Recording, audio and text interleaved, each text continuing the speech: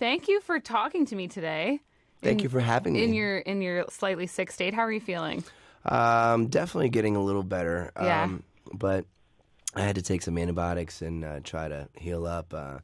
But like the old saying goes, the show must go on. Yes. So I'm like up there, you know. I know, and you have a show here at the Phoenix. Yeah, I'm extremely excited. Actually, thankfully, I took 2 days to really recuperate and get over the cold. Yeah.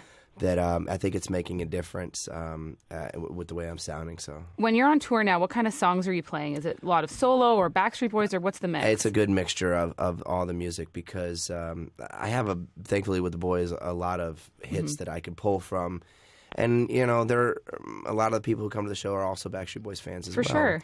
So I'm doing like 50% Backstreet songs and a bunch of my own songs and doing a bunch of cover songs. It's just it's a big riot. It's a great I think collective show. Cool. And you've got a baby boy on the way. Yeah, I do actually. Are you kind of like preemptively tired already? I don't know. I don't think that's what's going on now. I think I just probably touching a lot of hands and kissing a lot of people at the shows. So, I'm actually more excited about the next adventure in my life. So. And I read that he's due on your anniversary. Yeah, which is ironic. That's great. Yeah, I think that's good. Actually, my wife, she was happy about that. Yeah. I'm like, I guess, yeah. You celebrate two things at the same time. For sure. Helps me remember the anniversary.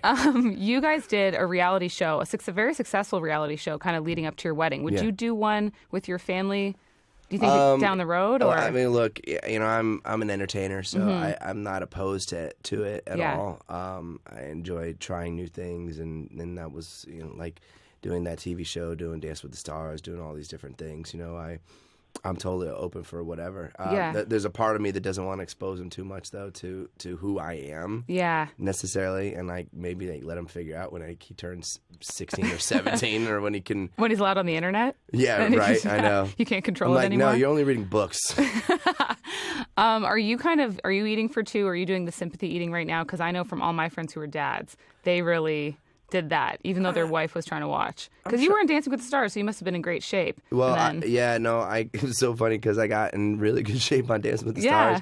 And then, right after when I found out, because I found out really, we confirmed it on the show when I did Dancing with the Stars. And I started getting, like, right after the show, I'm like, still a little nervous over the whole thing, you know, just... And so I don't know if it's like sympathy or more just like nerves and just anxiety. Just drowning your sorrows. But yeah, I've gained like 10 pounds. So. I feel like that also happens after Dancing with the Stars. It sucks, man. Yeah. I'm like, because you burn so many calories on Dancing with the Stars, you don't even realize. I had my Fitbit on like the whole time I was doing it. How many steps? I mean, I was doing like 40,000 steps a day. And, oh my God. I burned like over 10,000 calories at one point. That's crazy. I'm lucky if I get to like 1,500. It's just, I know. It was insane. No. So your new song, 19 in 1999, so catchy. Thank you. I'm a 90s baby. This is a huge throwback. I love all the lyrics. You can just like check off every reference as you're listening. I know. It's very nostalgic in a lot of ways. And when I wrote the song with my producer, it was kind of funny. When you're in the studio and you're writing, you're trying for the writer, you're trying to find out like a great concept, like something that like you can write around. And I was just sitting there, and we were just strumming on the guitar a little bit, and we just couldn't come up with anything. And it was like winter outside down in Nashville where I wrote it, and I was just like, man, I'm like dreaming of the beach in like Santa Monica and like of California, and it's like always sunny and stuff like that. And I'm like, I was 19 years old in 1999. He goes, stop it. He's like, that's amazing. I'm like, what'd I do? Because I just stumbled upon like a great concept in the song. So we were able to write around it. And, there's so many ironic things that surround the song, you know, from me being 19 years old. That's right when Backstreet Boys, when our group released Millennium, the album, was our biggest album to date. Yeah, huge. And, we had like all these hit singles like Larger Than Life and I Want It That Way on that album. So I was a teenager going through, being a teenager, and at the same time, experiencing all these new things from Tupac to, all the different stuff that I talk about in the songs. So Nick Carter now, if you could give advice to yourself back in 1999, what would it be? What would you tell yourself? Honestly, I don't like to go back and like change anything because I really like where I'm at right now. I enjoy who I am, and I think that thankfully I think I have a couple layers to me that make me interesting. But I wouldn't change anything. Just really. Keep doing what you're doing. Yeah, I mean, I think that everything happens for a reason. For so, sure. I don't want to change anything. And like honestly, that's what's great about the songs. If you listen to it, it really brings back a lot of memories. It does, and it makes you be able to go back to a great time. I think because during that time, so many things were amazing. Not just from music to the anonymity of not having social media and all those things. And I think for Backstreet Boys fans, it really takes us back to a huge point in time when we do remember that album and it was such a big deal. So it's so fun to listen to.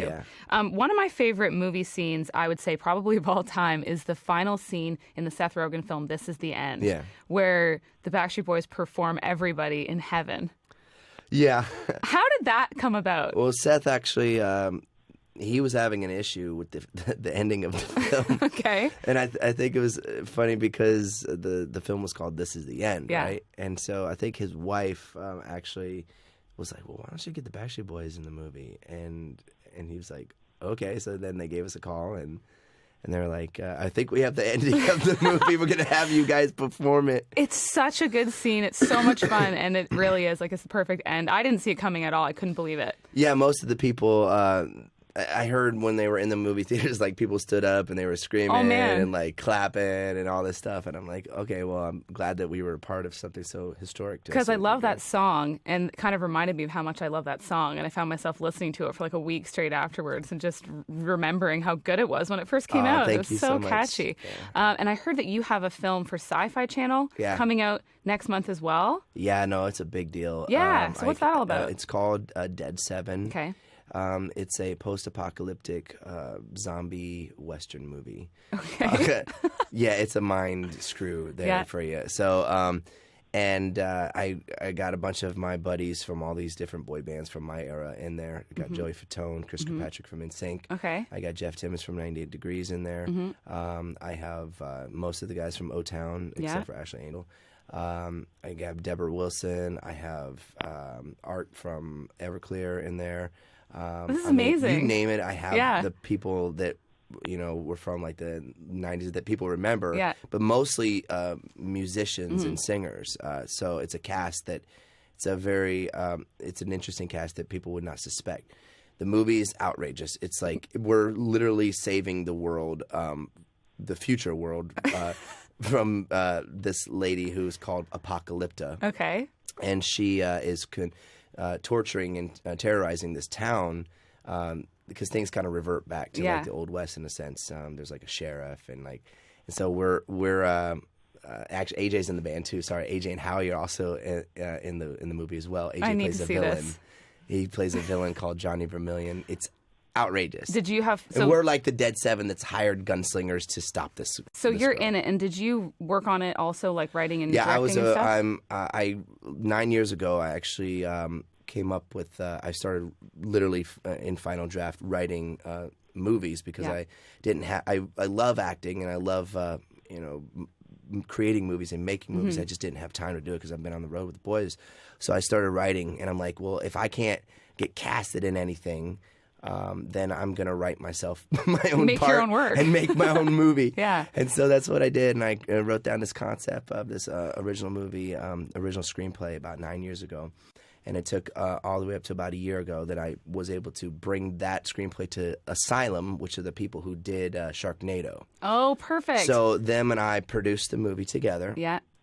And I act in it and co-directed it, and I'm a story writer of the movie. Well, Dead 7, have to see that. It's outrageous. It really is. And it goes to show, like, I mean, I've been a musician and an entertainer, like, on the musical side for so long, but there's so much that goes into making a movie that you don't even realize. It's so hard. It's a really hard business. Well, I hope that you do more things like that because it just sounds like a lot of fun. Yeah, I think there might be a deal with Sci-Fi and whoever their affiliate is up here in Canada. Oh, so, cool. So it'll appear in America April 1st on Sci-Fi Network. And I know that CHUM fans were huge fans of Backstreet Boys, huge fans of course, New Kids on the Block, and you went on tour with Jordan Knight, which he said was an experience he really loved. Would you consider doing something like that again? Would you guys team up for another supergroup tour, or just with you and him?